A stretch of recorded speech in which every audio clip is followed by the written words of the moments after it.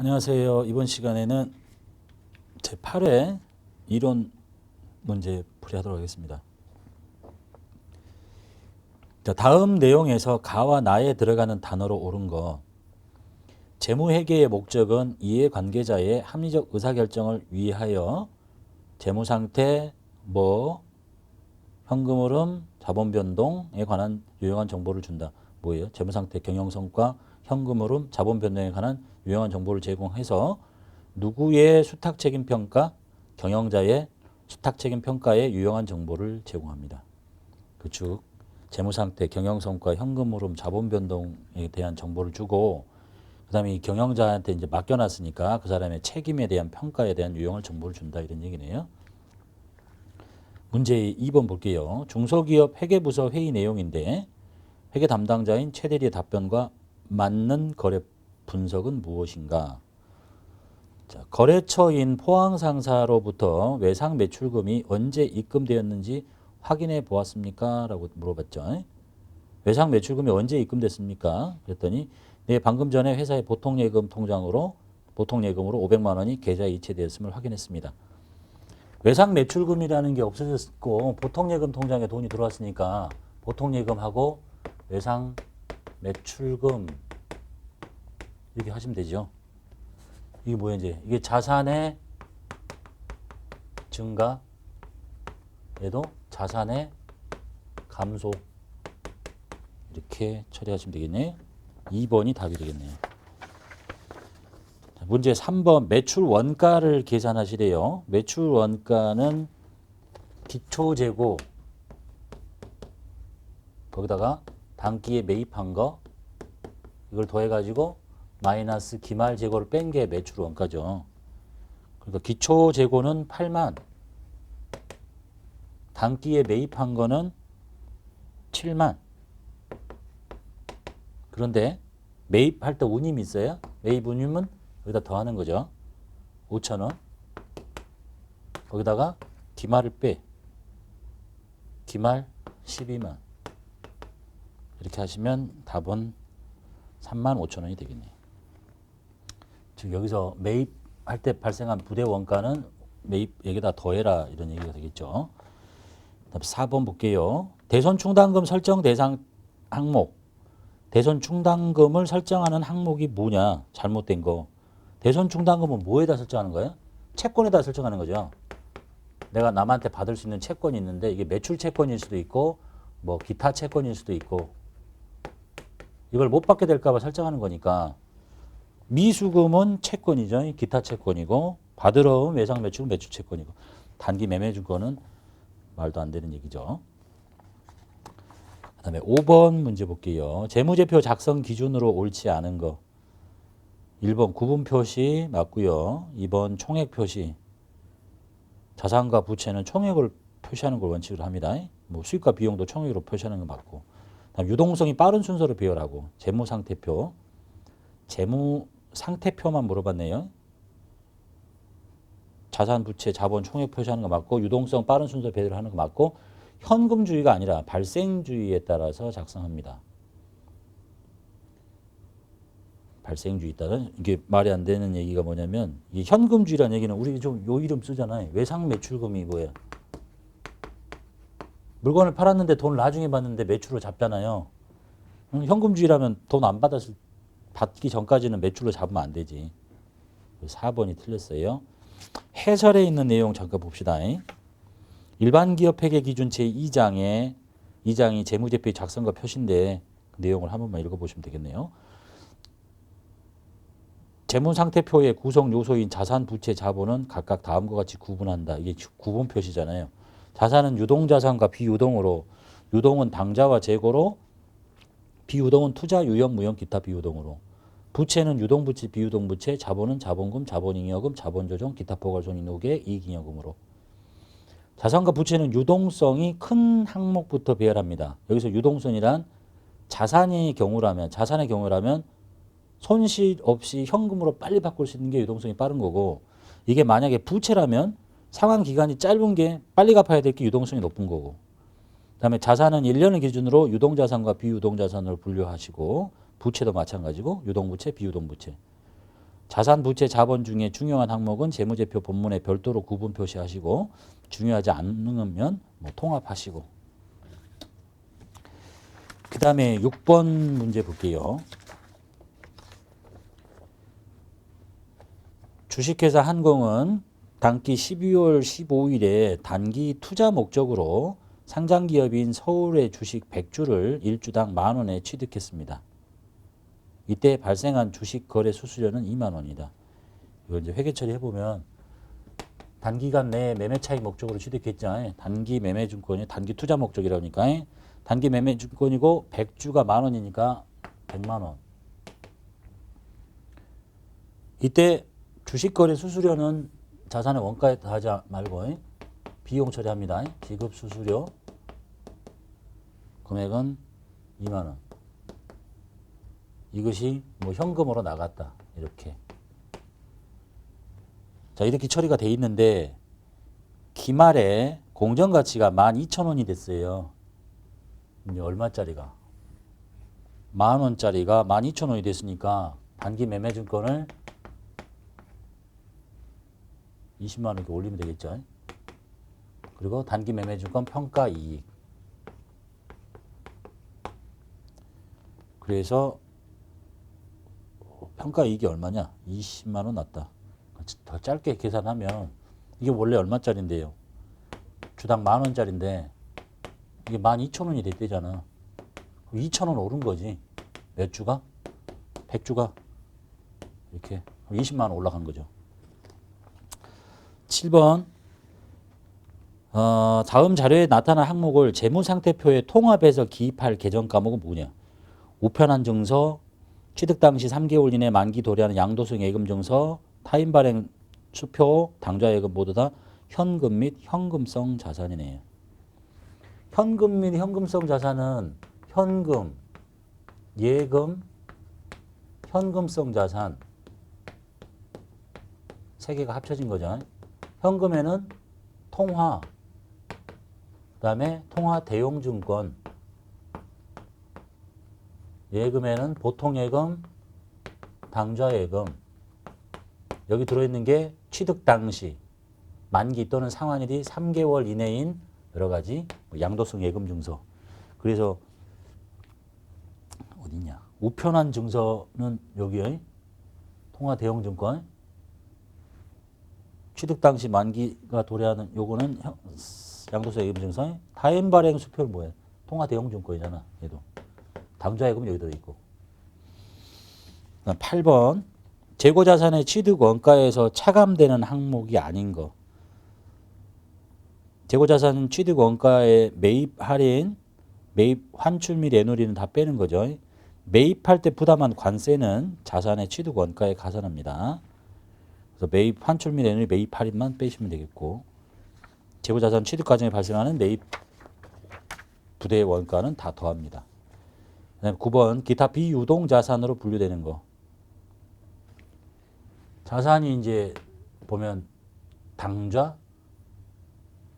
자산, 재고 자산, 그 다음에 투자 자산, 유형 자산, 무형 자산, 그 나머지 기타 비유동 자산. 갈 데가 없는 거. 임차 보증금 여기 맞고요. 그 다음에 영업권은 무형 자산에 들어 있습니다. 여기 영업권. 기계장치는 여기 유형자산. 매출채권은 여기 당좌자산.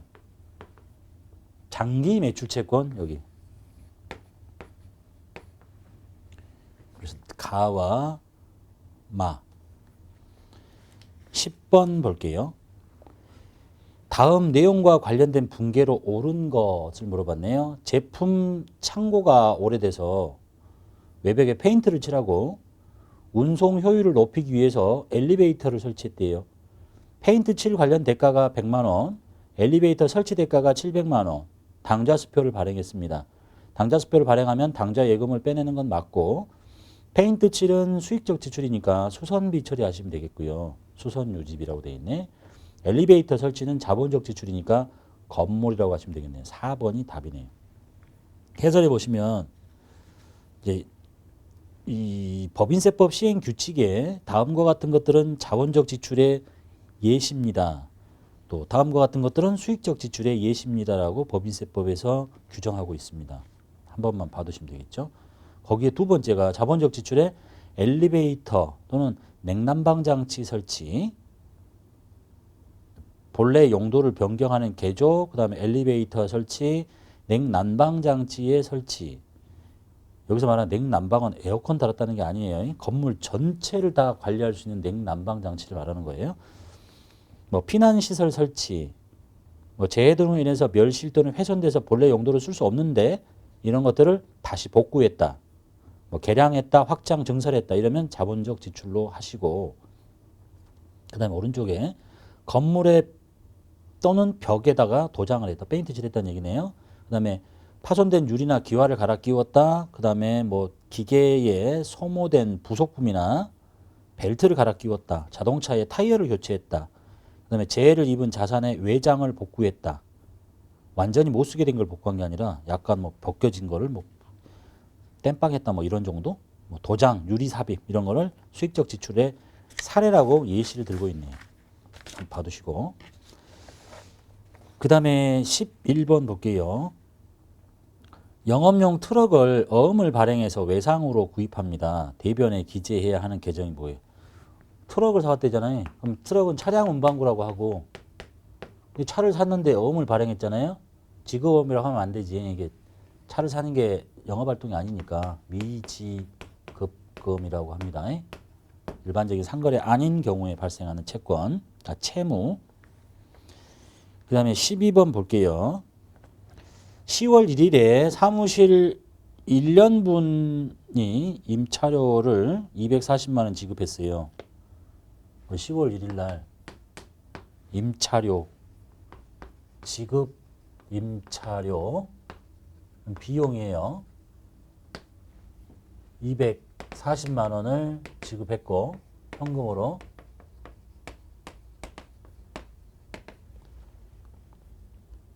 그 다음에 12월 30일 결산 정리분계로 오른 거.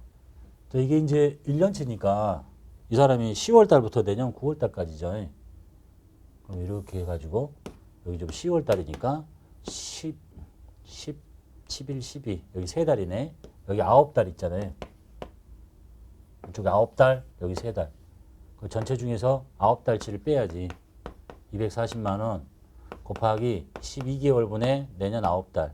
이 계산하면 180만 원이 내년 거죠. 그러니까 임차료 빼고, 임차료라는 비용을 취소시키고 보험료를, 임차료를 미리 준 거죠. 선급금의 성질을 갖네요. 그걸 누구와 함께? 임차료라는 비용과 함께 선급 비용, 또는 구체적인 이름은 선급 임차료 이렇게 할 수도 있어요. 더 큰 틀이고, 모든 선급 비용 성격 중에 이게 임차료니까 여기는 뭐라고 했냐? 선급 임차료라고 할 수도 있고, 여기처럼 더 큰 이름은 그냥 선급 비용. 자산이에요. 그 다음에 13번 볼게요. 영업이익에 영향을 미치지 않는 계정 과목. 영업이익은 매출액, 뭘 빼요? 매출 원가를 빼죠. 그러면 매출 총이익이라고 하고, 여기서 판매비와 관리비를 빼. 이익이 나면 영업이익, 손해가 나면 영업손실. 영업이익에 영향을 미치려면 요 위에 것이 있어야 되겠죠. 나머지가 이제 영업의 수익과 비용일 거고, 접대비 여기 들어있고, 이자 비용은 요 밑에 있어요. 영업외 비용. 그러니까 영업이익 계산에 필요 없죠. 보험료, 교육훈련비, 이자 비용만 영업이익에 영향을 미치지 않습니다. 14번 볼게요. 12월 30일 현재 기말 자산은 20, 기말 부채는 13만 원, 1년 동안 발생한 순이익은 5만. 그럼 1월 1일에 영업을 시작했다고 가정할 때 출자한 자본금, 기초자본 구하라는 얘기네요.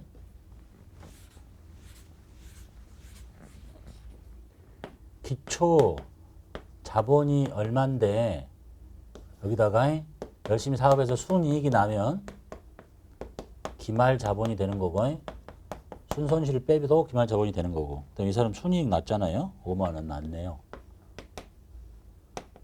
이제 기말 자본을 알려면 기말 자산에서 기말 부채를 빼면 되잖아요. 기말 자본은 기말 자산에서 기말 부채를 뺀 게 기말 자본이니까 여기가 20만 원에서 13만 원을 빼요.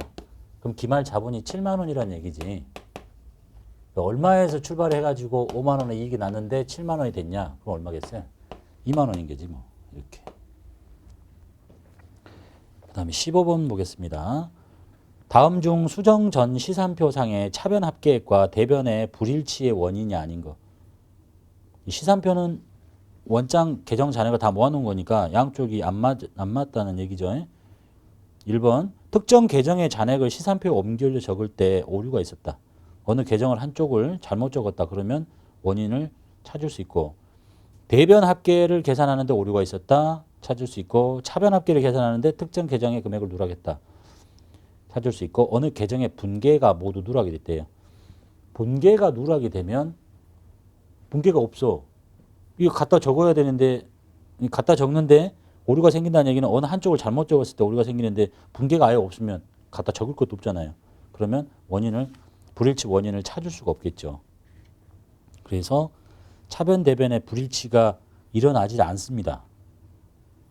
해설해 볼게요. 뭐 시산표상의 오류의 발견, 시산표에서 발견할 수 있는 오류와 없는 오류. 시산표는 무슨 표인지만 아시면 되죠. 시산표는 원장에 이렇게 각각 이렇게 있는 원장에 각 계정 잔액을 다 모아놓는 표니까 요거를 갖다 옮겨 적을 때 이렇게 하는 거죠. 이쪽에 있는 모든 잔액과 이쪽에 있는 모든 잔액을 다 이렇게 옮겨 적어야 되는데 여기 있는 거 여기다 적고 그러면 다른 계정은 또 이쪽 계정은 하나를 적으면 다른 계정은 오른쪽 걸 갖다 적게 되는 거예요. 이렇게 다. 거의 항상 일치하지. 근데 이게 오류를 찾으려면 이쪽에 있는 금액을 여기다 적을 때 뭐 3만 원이라고 적었는데 이쪽에 적을 때는 뭐 4만 원을 잘못 적었거나 이렇게는 그러면 찾아낼 수 있는 거죠. 어느 한쪽을 잘못 적으면. 근데 아예 분계 자체가 없어. 여기 없는 것을 옮겨 적을 수도 없는 거니까 찾아낼 수 없다는 얘기네요. 시산표에서 발견할 수 있는 오류 보시면 원장에 전기할 때 차변 금액을 잘못 기록했다. 즉 여기 이게 이제 예를 들면 현금 계정이라면 여기 계정에 적을 때 차변에다가 금액을 뭐 3만 원 적고 뭐 다른 계정에다가 4만 원 적고 이렇게 하면 서로 다르니까 원인을 찾아낼 수 있겠죠. 원장에 전기할 때 대변 금액을 잘못 적었다. 뭐 여기 잘못 적고 다른 계정에 왼쪽에 잘못 적고 항상 여기 하나 적으면 반대쪽에 하나 적어야 되니까 원장에 전기할 때 어느 한쪽만을 잘못했다. 즉 시산표는 원장의 전기가 제대로 되는지를 검사하기 위해서 각 계정 잔액을 다 모아놓은 표니까 원장의 전기가 잘못되면 원장의 전기를 잘못하면 오류를 찾는 거예요. 그래도 어느 한쪽만. 그런데 원장에 전기할 때 대차 금액을 똑같이 잘못 적어요. 원래 4만 원씩 적어야 되는데 4만 원씩 적어야 되는데 여기 3만 원, 얘도 3만 원 똑같이 잘못 적어. 그럼 갖다 적어도 똑같지 양쪽이. 오류를 찾아낼 수 없고 그다음에 차변과 대변의 금액을 반대로 적어요. 이쪽에 적을 걸 이쪽에 적고 이쪽에 적을 걸 이렇게 적어놨어. 그럼 갖다 적어놓으면 양쪽의 차이가 안 벌어져. 그다음에 분계가 누락이 됐대요. 분계를 아예 안 했는데 오류를 찾을 수가 없고 한 번 해야 될 거 두 번 했어요. 그럼 차이가 안 벌어지죠. 똑같은 금액을 두 번 적게 되니까. 근데 네 번째 두 개의 오류가 우연히 상쇄가 돼요. 여기에 4만 원, 3만 원 이게 잘못 적었는데 그럼 차이가 벌어졌겠죠. 근데 여기 또 4만 원, 3만 원 또 잘못 적어. 그럼 우연히 딱 상쇄가 되면 못 찾아내는 거예요. 계정 과목을 잘못 적었다. 외상 매출금에 적어야 될 것을 다른 계정에 뭐 외상 매입금에 적었다거나 하여간 숫자가 똑같아 적게 되면 그걸 그대로 뜯어다가 옮길 거니까 차이가 안 벌어진다는 얘기예요. 쉽게 말하면 어느 한쪽의 금액을 잘못 적으면 오류를 찾아낼 수 있다라는 얘기입니다. 여기까지 하고 마치도록 하겠습니다.